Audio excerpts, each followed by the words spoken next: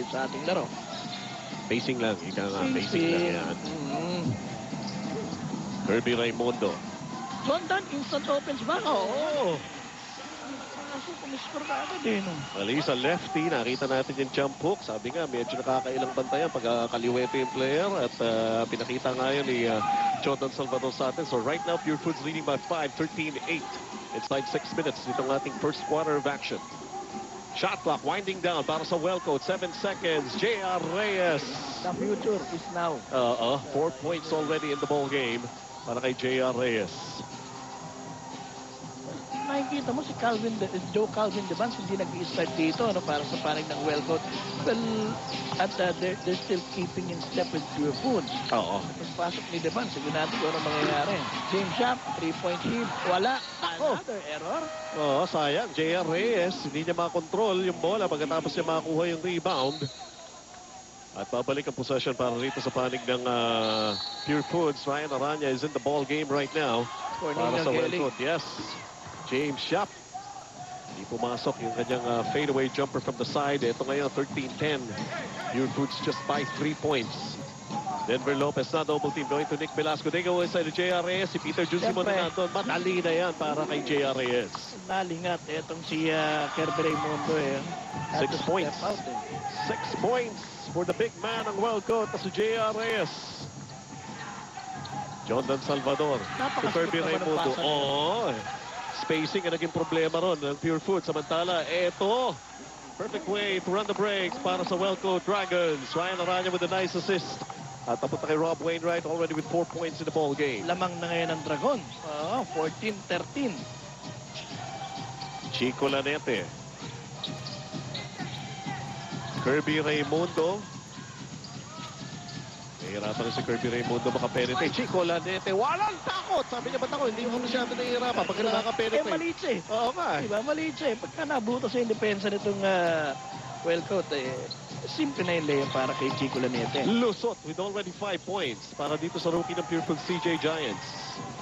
Habang namamuli, itong Pure Foods. Ryan Aranya against Peter June Simon.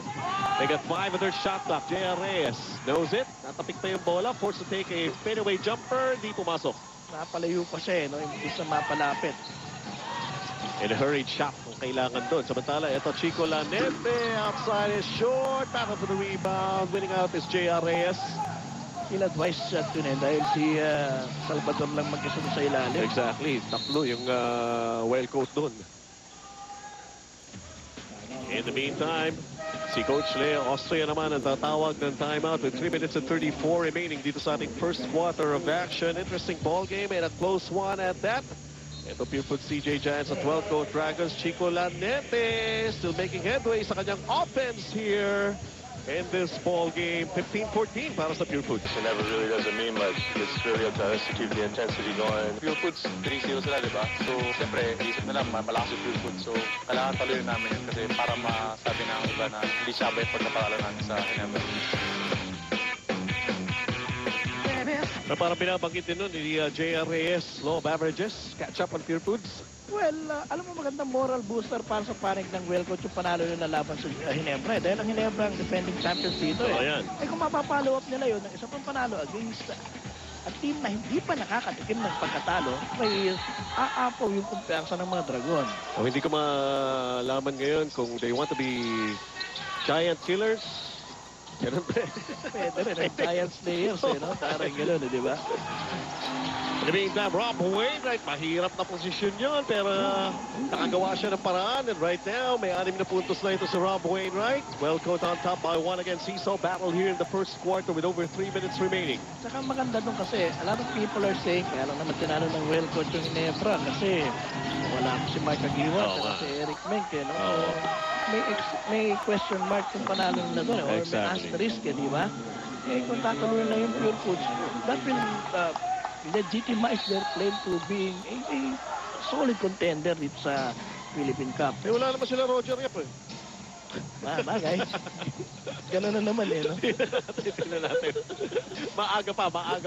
Ito, puro mga haka-haka pa lang yung sa amin dito, no? Haka-haka, kuro-kuro, ah. Ayan. Might as well just watch the ball game along with us.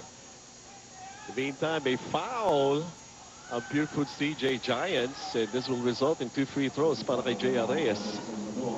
Well, this is interesting. Ito si Brandon Cablay, pumasok na, pinilitan si Chico Lanete. Hindi naman 100% itong si Brandon Cablay. But he will get more minutes according to Magumadyon. Kaya nga,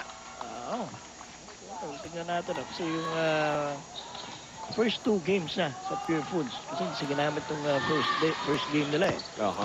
So-so ang performance itong si Brandon Cablay. Knee problem, ano? Knee problem. Tuhod eh. 18-15. This is a 3-point lead right now para sa Welco Dragons. J.R. Reyes already with 8 points. Para sa kanyang oponent. Brandon Cablay having a tough time. Trying to shake off ito si Froilan Bagyo. Nakapapasok pa lamang. Running jumper here para kay PJ Simon. His first 2. Nakikita natin dito sa Pure Foods, yung mga kwartsa nila sumasaksak eh. No? Yung mga malalaki na iharapan eh. Oo eh. 18-17, 1-point lead para sa Welco Dragons. Joe Devans in the ball game right now. Jari Ibanez para sa Welco. At ito naman si Ryan Aranya, nakagawa rin ng paraan sa tutukan na tira. His first basket of the ball game. Dalawang rookies ng Welco naglaro na, Aranya and Devans. Meantime, ito namang Pure Foods CJ Giants. Suns is in the ball game. EJ Simon had a basket earlier.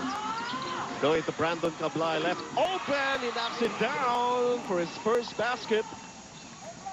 Well, hindi nagkukulang sa opensa itong Pure Foods. Oh, yan.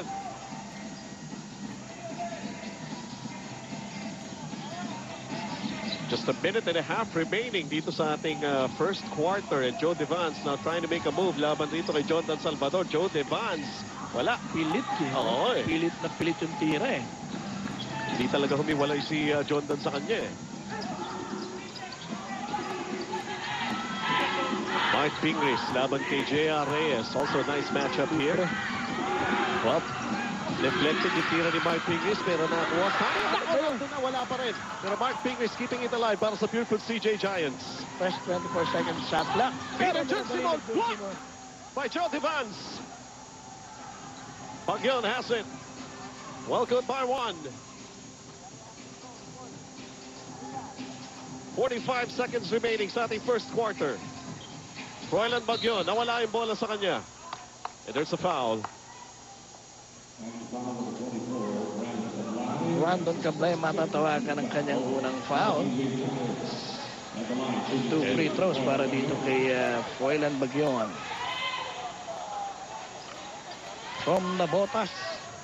Pride of Navotas. Itong si Froilan Bagyon at National University Bulldogs. Meron siya 7 puntos sa contribution, yung kanilang panalo over Barangay Ginebra Gin King sa Rojas City. Donnie Santa Maria checking in para sa Welco Dragons. Nagpapahingahin muna itong si J.R. Reyes. Sabay na naman ang pangalawang free throw ni Froilan Bagyon. Malamig ang Malamig. pasok niya rito. Parang Bagyon. Maginaw. Maginaw, oo.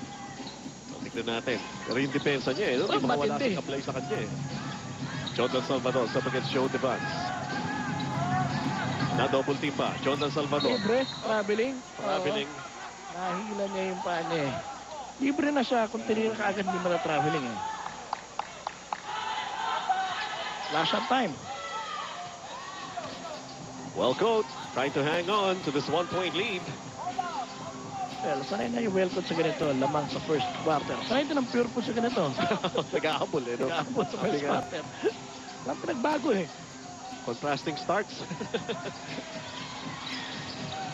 Joe Devans from the outside. Won't go. Tapik ng bola. Napunta kay Froilan Bagyo, pero they ran out of time to put up another shot at matatapos ang ating first 12 minutes of action.